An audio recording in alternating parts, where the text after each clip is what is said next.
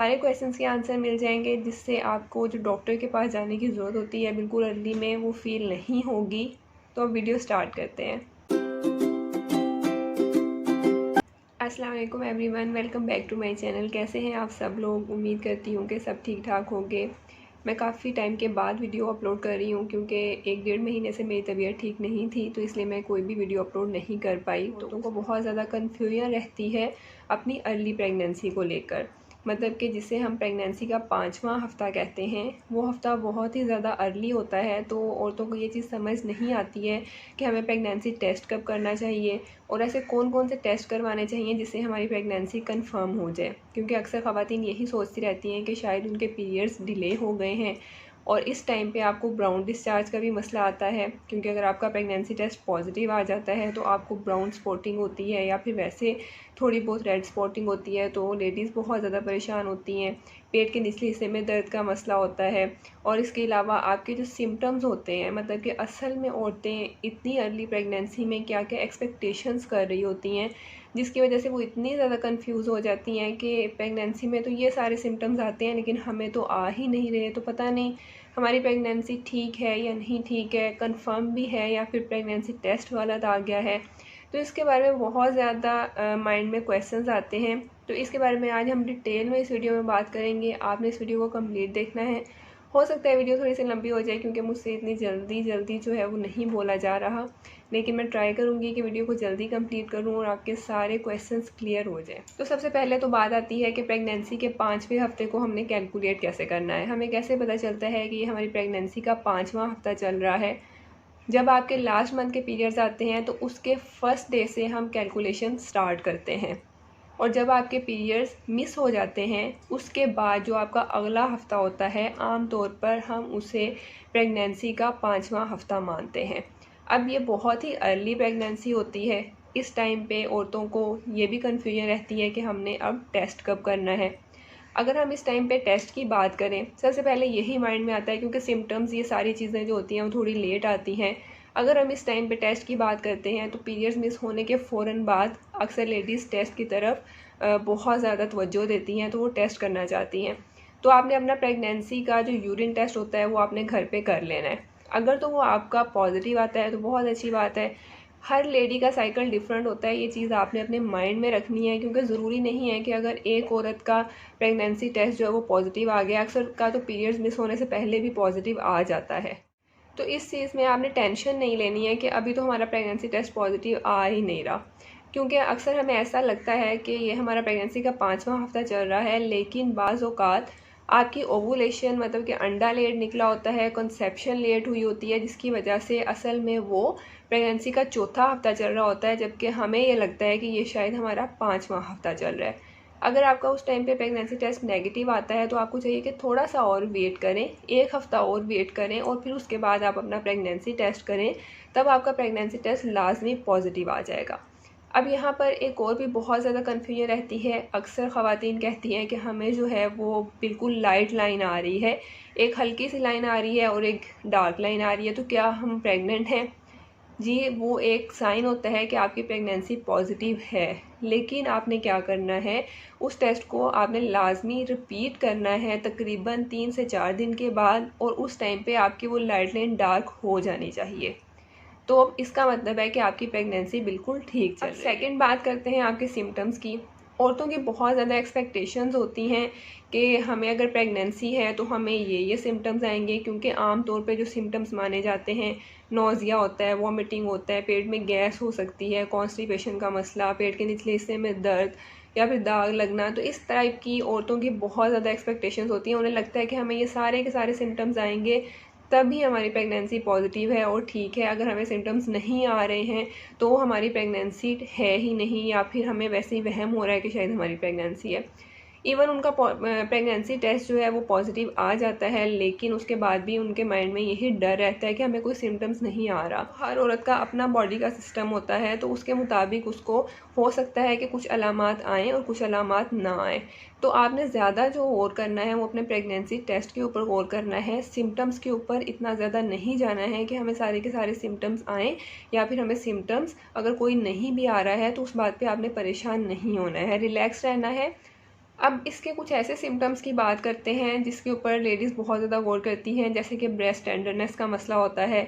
तो breast tenderness ज़रूरी नहीं है कि आपको इतनी अर्ली प्रेगनेंसी में बहुत ज़्यादा होने लग जाए, हो सकता है थोड़े टाइम के लिए हो और वो ख़त्म हो जाए। ऐसा पीरियड्स के आने से पहले भी होता है। तो आपने इस चीज़ पे परेशान नहीं होना है कि मेरी तो ब्रेस्ट में पेन ही नहीं हो रहा तो इसका मतलब है कि मैं प्रेग्नेंट नहीं हूँ, या फिर नोज़िया, वॉमिटिंग, इस तरह की कंप्लेंट्स भी कुछ ख़वातीन को आती हैं और अक्सर को नहीं आती हैं। पेट में गैस का मसला हो सकता है, कॉन्स्टिपेशन का प्रॉब्लम हो सकता है, लेकिन ज़रूरी नहीं है कि ये सारी चीज़ें आपको फ़ील हों। अब इस टाइम पे बिल्कुल पीरियड्स मिस होने के बाद अगर प्रेगनेंसी टेस्ट पॉजिटिव भी आ जाता है तो लेडीज़ को ये कंप्लेन होती है कि हमें ब्राउन डिस्चार्ज का मसला आ रहा है या फिर पेट के निचले हिस्से में दर्द हो रही है। प्रेगनेंसी टेस्ट पॉजिटिव होने के बावजूद लेडीज़ के माइंड में ये रहता है कि कहीं हमें पीरियड्स ना आ जाएं, तो उसकी वजह से वो बहुत ज़्यादा टेंशन में आ जाती हैं। तो मैं आपको ये बात क्लियर कर दूं कि अगर आपको ब्राउन डिस्चार्ज आ रहा है बिल्कुल प्रेगनेंसी के स्टार्टिंग में, या फिर थोड़ी सी स्पॉटिंग हो रही है, तो आपने इस चीज़ से टेंशन नहीं लेनी है। बिल्कुल अर्ली में आपको ब्राउन डिस्चार्ज का मसला या फिर स्पॉटिंग का मसला हो सकता है। टेंशन आपने कब लेनी है? अगर आपको ब्राउन डिस्चार्ज के साथ ब्लीडिंग भी स्टार्ट हो जाती है, थोड़े से दाग लग रहे हैं तो कोई बात नहीं, लेकिन अगर वो दाग काफ़ी ज़्यादा ब्लीडिंग में कन्वर्ट हो रहे हैं, मतलब कि पहले थोड़ा सा दाग लग रहा था उसके बाद आपको हैवी ब्लीडिंग स्टार्ट हो रही है, तो उसमें लाजमी टेंशन की बात होती है। आपने एमरजेंसी में डॉक्टर के पास विज़िट करना होता है, क्योंकि ये मिसकैरेज का भी साइन होता है। बिल्कुल इतनी अर्ली प्रेगनेंसी में भी मिसकैरेज होने के चांसेस होते हैं, जिसकी वजह से अक्सर ख़वातीन ये भी कहती हैं कि हमारे प्रेगनेंसी टेस्ट पॉजिटिव आए थे, हमने ब्लड टेस्ट करवाया वो भी पॉजिटिव आया, लेकिन उसके बाद हमें पीरियड्स आ गए। तो वो असल में उनका मिसकैरेज हो जाता है और उन्हें इस चीज़ का पता नहीं चलता है कि हमें मिसकैरेज हो गया है। तो आपने इन चीज़ों का थोड़ा सा ख्याल रखना होता है और फ़ौरन उस केस में आपने स्टेप्स लेने होते हैं, गायनेकोलॉजिस्ट के पास विज़िट करना होता है ताकि वो आपको एग्जामिन कर ले। अक्सर औक़ात ये होता है कि ब्राउन डिस्चार्ज के साथ आपको बहुत गंदी स्मेल आती है, इचिंग का मसला होता है, तो उस केस में आपको इन्फेक्शन का प्रॉब्लम हो सकता है। इन्फेक्शन भी बहुत ज़्यादा कॉमन होता है अर्ली प्रेगनेंसी में, क्योंकि उस टाइम पे हमारी इम्यूनिटी काफ़ी लो हो जाती है, जिसकी वजह से काफ़ी ज़्यादा इन्फेक्शन का मसला रहता है। लेकिन इसमें कोई परेशानी की बात नहीं होती है, क्योंकि इन्फेक्शन को ट्रीट किया जा सकता है। उसके लिए मेडिसिन और साशे वगैरह अवेलेबल होते हैं, अगर आप उसको यूज़ करो तो ये आपका मसला हल हो जाता है। जो बहुत ज़्यादा कॉमन कंप्लेन इस टाइम पे की जाती है या फिर औरतों के माइंड में होती है, वो होती है उनके पेट के निचले हिस्से में दर्द का मसला। बहुत ज़्यादा कंप्लेन करती हैं कि हमें पेट के निचले हिस्से में दर्द हो रही है, कमर में दर्द हो रही है, क्योंकि उस टाइम पे माइंड में यही होता है कि शायद हमें पीरियड्स आ जाएंगे। तो बिल्कुल अर्ली प्रेगनेंसी में ये दर्द होना या फिर भारीपन महसूस होना बिल्कुल कॉमन है, इसमें आपने टेंशन नहीं लेनी है। अगर वो पेन बहुत ज़्यादा हो जाती है या फिर उसके साथ आपको ब्लीडिंग स्टार्ट होती है तो ज़रूर परेशानी की बात होती है। लेकिन अर्ली प्रेगनेंसी में अगर आपको बोझ महसूस हो रहा है या कमर में हल्की फुल्की दर्द हो रही है, पेट में दर्द हो रही है, तो उस केस में आप उसके ऊपर हीटिंग पैड यूज़ कर सकते हैं या फिर बॉटल्स यूज़ कर सकते हैं, उससे आपको आराम मिल जाएगा। लेकिन इसमें कोई भी परेशानी की बात नहीं होती है, ये सब चीज़ें नॉर्मल होती हैं। इस केस में बस आपने ये एहतियात करनी होती है कि आपने रेस्ट करना है, कोई भारी चीज़ नहीं उठानी है, बहुत ज़्यादा खड़े रहने वाला या फिर चलने वाला काम नहीं करना है। अब बात करते हैं कि हमें कौन कौन से टेस्ट करवाने चाहिए जिससे हमारी प्रेगनेंसी कंफर्म हो जाए, क्योंकि अक्सर औरतें ये भी कहती हैं कि अब प्रेगनेंसी टेस्ट तो पॉजिटिव आ गया तो अब हम फटाफट अल्ट्रासाउंड करवा लें तो उसमें हमें बच्चा नज़र आ जाएगा। तो इतनी जल्दी आपके अल्ट्रासाउंड करवाने का कोई फ़ायदा नहीं होता है। लेकिन अक्सर औक़ात ये भी होता है, ये भी चीज़ देखी गई है कि कुछ ख़वातीन के 5वें हफ़्ते में हार्ट बीट भी आ जाती है। तो अब आपने करना क्या है, जब आपने अपना यूरिन टेस्ट करवा लिया, वो पॉजिटिव आ गया, तो आपने फ़ौरन अपना ब्लड टेस्ट करवाना है। ब्लड टेस्ट जो होता है वो बीटा एचसीजी का टेस्ट होता है, उसमें आपकी प्रेगनेंसी ज़्यादा अच्छे से कंफर्म होती है। जैसे अक्सर मैंने ये भी सुना है कि औरतें कहती हैं कि जी हमने तो बीटा एचसीजी का टेस्ट करवाया, उसमें हमारी नेगेटिव आ रही थी प्रेगनेंसी, लेकिन हमें यूरिन टेस्ट में तो पॉजिटिव आ रही थी, तो बीटा एचसीजी का टेस्ट ठीक नहीं था। देखिए हर चीज़ में एरर आ सकता है, लेकिन जो चीज़ ज़्यादा देखी जाती है या फिर हम जिस चीज़ पे ज़्यादा बिलीव करते हैं और एक्यूरेट रिजल्ट देती है वो बीटा एचसीजी का टेस्ट ही होता है, क्योंकि यूरिन प्रेगनेंसी टेस्ट जो होता है वो अक्सर औक़ात गलत रिजल्ट दे देता है। तो बीटा एचसीजी का टेस्ट जो है वो हमेशा ठीक रिज़ल्ट देता है, लेकिन बाज़ औक़ात में कुछ एरर भी आ सकते हैं, तो उस पे आप ये नहीं कह सकते हैं कि बीटा एचसीजी का टेस्ट ही गलत है। जब आप किसी भी गायनेकोलॉजिस्ट के पास जाते हो तो वो सबसे पहले आपका यही टेस्ट करवाती है ताकि आपकी प्रेगनेंसी को कंफर्म किया जा सके और ये पता चल सके कि आखिर कौन सा हफ़्ता चल रहा है प्रेगनेंसी का। उसके बाद अब आपने थोड़ा सा वेट करना है और आपने अपना फिर अल्ट्रासाउंड करवाना है। फौरी अल्ट्रासाउंड करवाने का कोई ख़ास फ़ायदा नहीं होता है। वो हो सकता है कि उस टाइम पे आपको सैक भी नज़र ना आए, कुछ भी नज़र ना आए अल्ट्रासाउंड में, तो आपने उस चीज़ से परेशान नहीं होना है। 1 हफ़्ता आप वेट करें, उसके बाद आप अपना अल्ट्रासाउंड करवा सकते हैं। उस टाइम पे अल्ट्रासाउंड में आपको सैक नज़र आता है, बच्चा नज़र नहीं आता है। तो बात ये भी होता है कि जब आप अल्ट्रासाउंड करवाते हैं तो उस टाइम पे अक्सर लेडीज़ की हार्ट बीट भी नज़र आ जाती है। लेकिन मैं आपको पॉसिबिलिटी बता रही हूँ कि अगर सिर्फ सैक नज़र आ रहा है, बेबी नज़र नहीं आ रहा, तो आपने उस चीज़ से परेशान नहीं होना है। अल्ट्रासाउंड 2 तरह के होते हैं, एक एब्डोमिनल होता है और एक TVS होता है। बहुत ज़्यादा जल्दी है तो आप ये ज़रूर कर सकते हैं कि आप अल्ट्रासाउंड अगर आपने करवाना है तो आप TVS का करवा लें।